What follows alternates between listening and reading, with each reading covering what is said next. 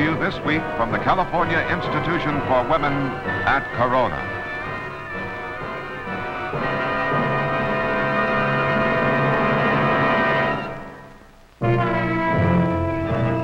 California's state prison for women is in the rich San Gabriel Valley near the city of Corona, some 45 miles east of Los Angeles.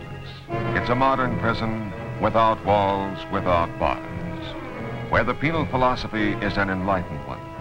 But to every woman here, it is no less a place of penal servitude. And in every room, behind each locked door, every prisoner hopes for and dreams of the day that may bring her freedom, the day of the parole hearing. In California, the Board of Trustees sets the definite sentences for female prisoners within the indeterminate periods imposed by law. They also determine what part may be served on parole. This is one of the panels in session today.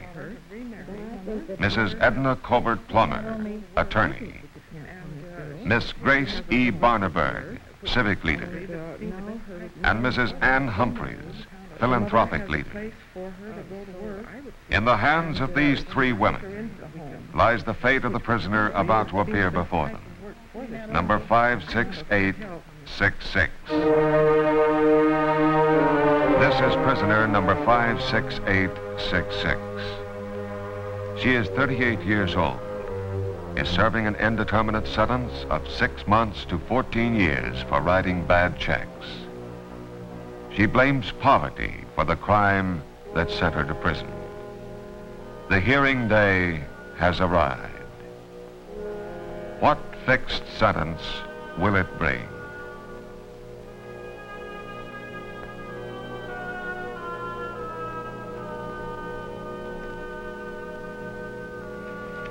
Bessie, how long have you been in the institution? 7 months. 7 months. What was the sentence given you? 6 months to 14 years. 6 months to 14 years, and what was your offense? What brought you here? Issuing checks without sufficient funds. Issuing checks without sufficient funds. Have you regrets now that you did I most certainly do. Start on a career of that sort? I most certainly, I can tell you, I think if I spent the rest of my life, I couldn't tell you how sorry and how ashamed I am to be sitting here before you. Was it a need, an urgent need behind that act? Well, Miss Barneberg, I have never had a good financial background. Well, now, what do you mean by good? That could mean almost anything. My husband never really worked much. First, he's a victim of polio, and for some reason or other, if he had a job, he worked well, but he never had the initiative to get his own job. Then when he started to work, he got sick. He had tuberculosis. He was in a sanatorium for 2 years. This was after polio now? Yes. Now, tell me something of your family background. Can they find an excuse back there, any place, well, for your act? I don't know how to explain that. I mean, my family background, perhaps I was a very, very shy, inhibited child. I was brought up in a foster home. But I mean, by foster parents who were very good to me. Mm-hmm. I mean, I don't know. I have an education, regardless of what complexes I may have had. I mean, I should know better. And I hope why foster parents now? My parents were separated. I see. And then when they did go together again when I was 4 years old, and my mother did take me home, apparently, this is all from what I've been told, I don't remember, they said that I didn't get along at home. My mother, I guess, wasn't adjusted to me, and I wasn't adjusted to her. Mm-hmm. See, the foster parents I lived with were older people, more of a motherly type, whereas my mother was a younger woman, and whereas mother, that was the foster woman that I lived with, her home centered around the children and her house. My mother maybe would have a charge account at the corner restaurant for the children, for my brother and me to have our lunch. And apparently, from what they've told me, I would fight with my mother about those things. So finally, my mother brought me back to my foster parents, and I lived with them until I was 11. When Daddy died, that was my foster father. Mm-hmm. And then her only daughter, Viola, got married. I came home. I see. Then you lived with your mother thereafter? Yes. How'd you get on? Not too well, I guess. My mother did things that I didn't like. And for instance, what? We're being very frank and honest, not hurting anybody. She browbeated my father a whole lot, I think. And my father is an old-fashioned, good man. Mm-hmm. And he, too, probably would have just preferred his home and his children and no other recreations. Whereas my mother, to her, home was a place to make a meal and get out as fast as she could for her evening's fun. Mm-hmm. Of course, she's a very, very sick woman today, very sick. And she's taken this very, very badly. And my father, too, is a very sick man. I just hope I live to see her. How did you commit your own crime? Was there anything unusual or just the usual thing? Were you tricky about it or were you out in the open with it? I've never written a check. Did your husband know about it? My husband didn't know when I did them, but he did know later. Mm-hmm. And I've never written a check with any name other than my own or my... I never really meant, as I say, it sounds so stupid now, really.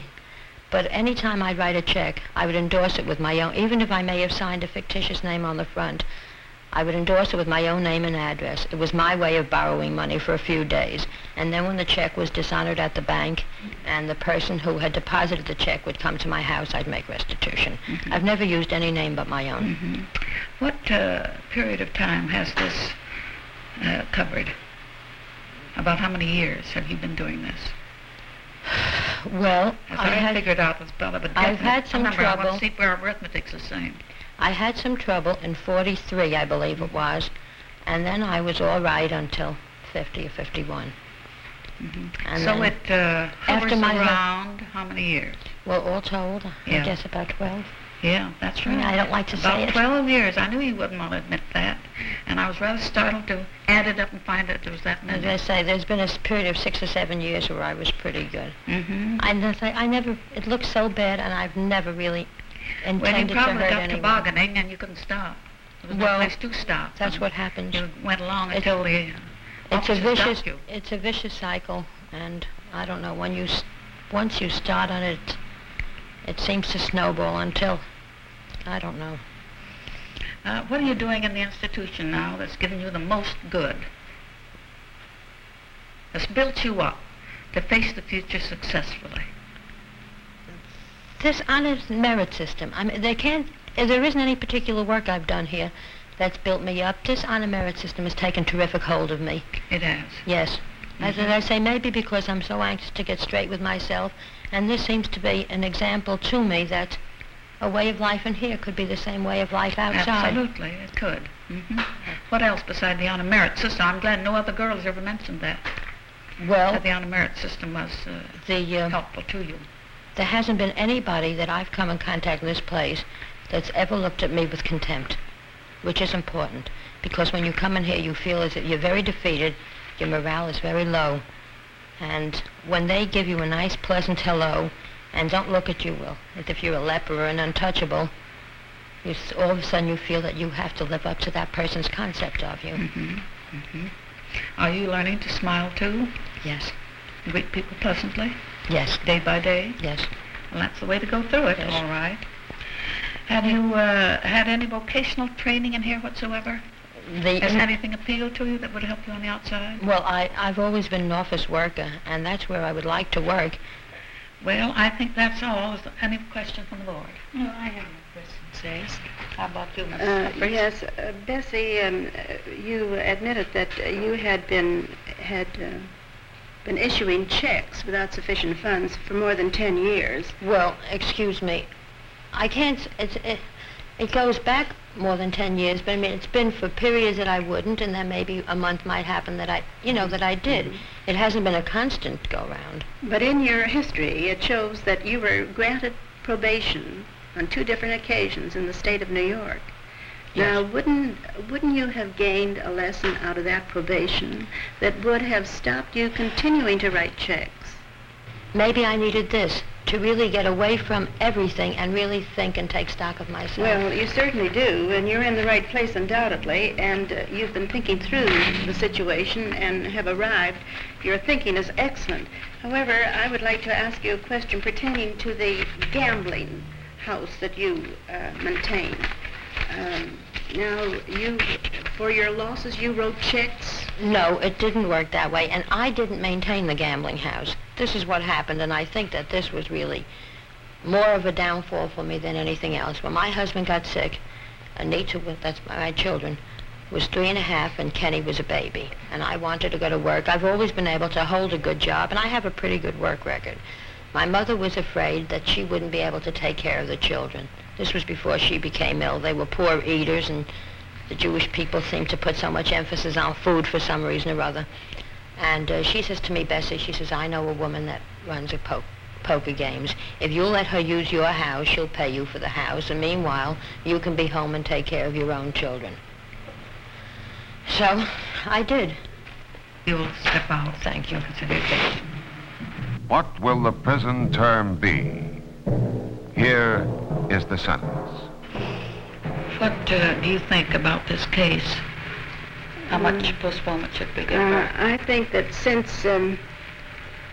she has been writing checks for a long period of time, and in view of the fact that she had been given probation in the state of New York on 2 different occasions, violated her probation, that that should go into our thinking in setting the sentence. Mm-hmm. I'll make a motion for 7 years and a 20 months postponement.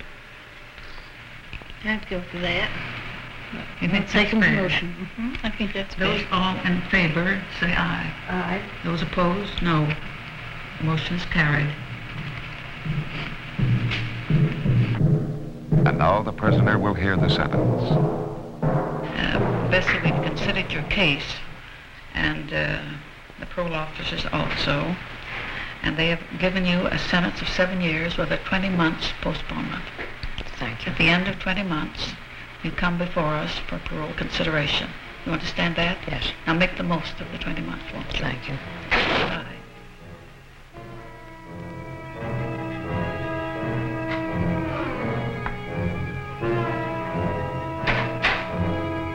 Sentence fixed at 7 years.